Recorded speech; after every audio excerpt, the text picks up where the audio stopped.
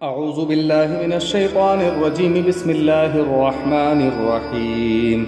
شروع کرتا ہوں اللہ کے نام سے جو بڑا مہربان نہایت رحم والا ہے۔ پیارے برادران اسلام، السلام علیکم ورحمۃ اللہ، اور آپ دیکھ رہے ہیں اسلامی TTS چینل۔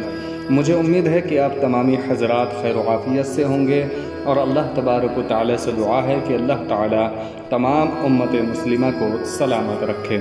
میرے پیارے برادران اسلام، اور میں امید کرتا ہوں کہ آپ یہ جانتے ہوں گے کہ اچھی باتوں کو دوسروں تک پہنچانا بہت بڑا ثواب کا کام ہے۔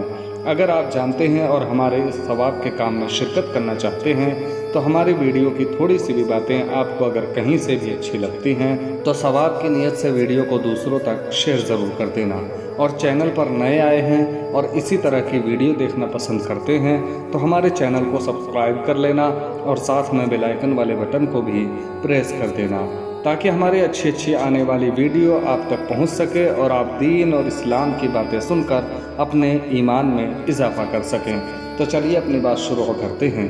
پیارے برادران اسلام، آج کی ویڈیو میں آپ لوگوں کو حضرت ابراہیم بن ادہم رحمۃ اللہ تعالی علیہ کا واقعہ سنانے والا ہوں، جسے سن کر آپ کی طبیعت خوش ہو جائے گی، اور آپ کو یہ بھی بتاؤں گا کہ حضرت ابراہیم بن ادہم رحمۃ اللہ تعالی علیہ بلغ کے کتنے بڑے بادشاہ تھے، اور آپ کس طریقے سے عیش و عشرت کی زندگی بسر کرتے تھے، اور کس طرح اللہ تبارک و تعالیٰ اپنے برگزیدہ بندوں کی مدد فرماتا ہے، اور جب اللہ کا ایک ولی کسی طریقے سے اللہ سے دور ہوتا ہے، کوئی ذرا سی غلطی کرتا ہے، تو دوسرا اللہ کا ولی کس طریقے سے اس ولی کی تربیت کرتا ہے۔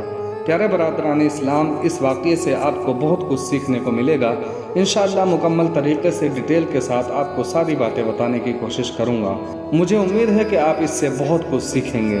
تو پیارے برادران اسلام، حضرت ابراہیم بن ادہم رحمۃ اللہ تعالی علیہ بلغ کے بہت بڑے بادشاہ تھے، اور ایک جہاں آپ کے زیر فرمان تھا، یہاں تک کہ جب آپ سوار ہوتے تھے تو آپ کے خدام 40 ڈھالیں سونے کی آپ کے آگے اور پیچھے لے کر چلتے تھے۔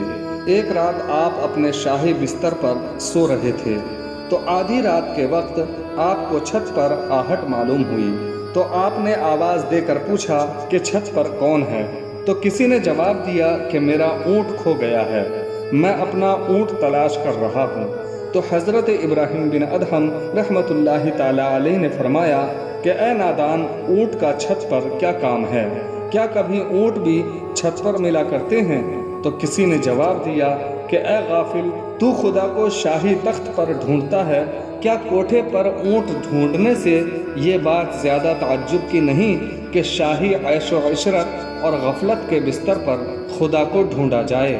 پیارے برادران اسلام، جب ان باتوں کی آواز حضرت ابراہیم بن ادہم رحمۃ اللہ تعالی علیہ کے کانوں تک آئی تو حضرت ابراہیم یہ غیبی آواز سن کر بڑے متاثر اور حیران ہوئے، اور صبح جب آپ تخت شاہی پر بیٹھے اور دربار عام ہو رہا تھا تو ایک اجنبی اور پرشوکت آدمی دربار میں داخل ہوا۔ اس پرشوکت شخص کا کچھ ایسا رعب اور دبدبہ تھا کہ اسے اندر داخل ہوتے ہوئے کوئی نہ روک سکا۔ یہ اجنبی جب دربار میں داخل ہوا تو کہنے لگا کہ یہ سرائے مجھے پسند رہی۔ پیارے برادران اسلام، بادشاہ یہ باتیں سن کر بولا کہ یہ سرائے کب ہے؟ یہ تو میرا محل ہے۔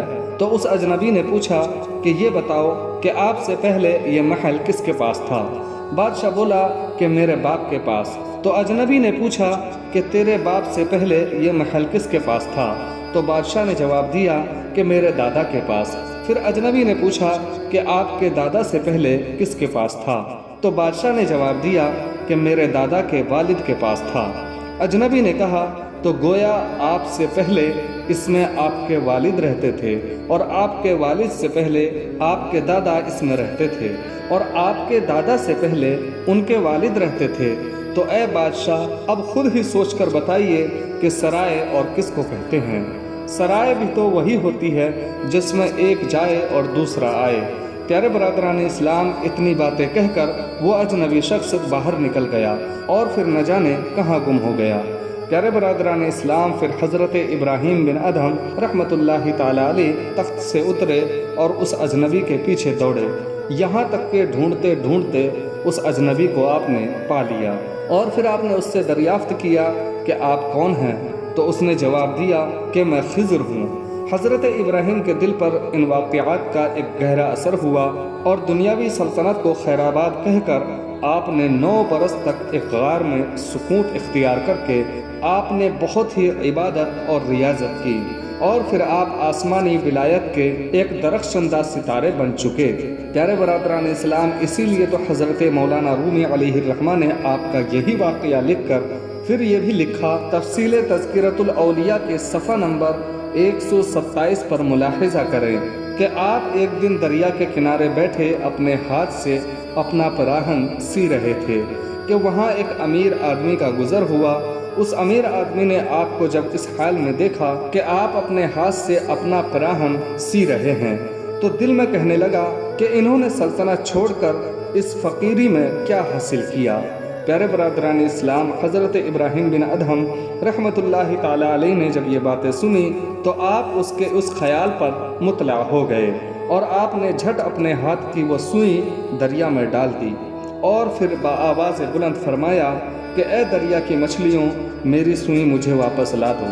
امیر نے جب یہ واقعہ دیکھا تو متعجب ہوا اور سوچنے لگا کہ اتنے بڑے دریا میں اتنی چھوٹی سی سوئی گری ہوئی بھلا واپس کیسے مل سکتی ہے؟ لیکن پیارے برادران اسلام، ہزاروں مچھلیاں اپنے اپنے منہ میں ایک ایک سونے کی سوئی پکڑے ہوئے دریا سے باہر نکل آئیں، لیکن آپ نے فرمایا کہ مجھے یہ سوئیاں نہیں چاہیے، مجھے تو اپنی سوئی چاہیے۔ چنانچہ پھر ایک چھوٹی سی مچھلی اپنے منہ میں آپ کی سوئی پکڑے ہوئے لائی اور آپ کے آگے رکھ دی، اور پھر آپ نے اس امیر کی طرف توجہ فرما کر فرمایا کہ بتاؤ مجھے وہ حکومت اچھی تھی یا یہ حکومت؟ تو پیارے برادران اسلام، ان باتوں سے ہمیں معلوم ہوتا ہے کہ عیش و عشرت اور غفلت کی زندگی اختیار کر کے پھر خدا کو پا لینے کا خیال خام ہے۔ اور یہ بھی معلوم ہوا کہ اس سرائے فانی دنیا میں اپنے پاس جھوپڑی ہو یا عظیم الشان محل، نہ وہ ہمارے پاس ہمیشہ رہے گا اور نہ ہم اس میں ہمیشہ رہیں گے۔ ہم مسافروں کی طرح اس میں چند روز رہ کر چلے جائیں گے، پھر اس میں کوئی دوسرا آ جائے گا، پھر وہ بھی اس میں چند روز رہے گا، پھر کوئی تیسرا آ جائے گا۔ لہٰذا دنیا میں دل لگانا بہت بڑی نادانی ہے۔ اور یہ بھی معلوم ہوا کہ اللہ والے دل کے خیالات پر بھی مطلع ہو جاتے ہیں، پھر ان کا حکم و تصرف دریاؤں اور در کی مخلوق پر بھی جاری ہوتا ہے۔ پھر ذرا سوچئے کہ جس کا حکم اس کی اپنی بیوی پر بھی نہ چلتا ہو، وہ اگر ان اللہ والوں کے اختیار و تصرف پر اعتراض کریں تو سوچئے کہ وہ اس کی کس قدر نادانی ہے۔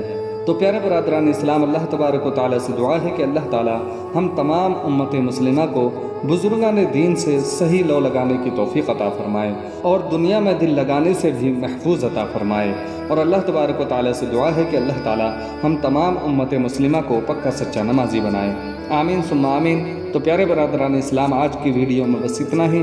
ویڈیو اچھی لگی ہو تو ویڈیو کو لائک کرنا اور ثواب کی نیت سے ویڈیو کو دوسروں تک شیئر ضرور کر دینا، اور چینل کو سبسکرائب کر لینا، اور ساتھ میں بیل آئیکن والے بٹن کو بھی پریس کر دینا تاکہ ہماری اچھی آنے والی ویڈیو آپ تک اسی طرح پہنچتی رہے۔ تو چلیے ملتے ہیں اگلی ویڈیو میں، تب تک کے لیے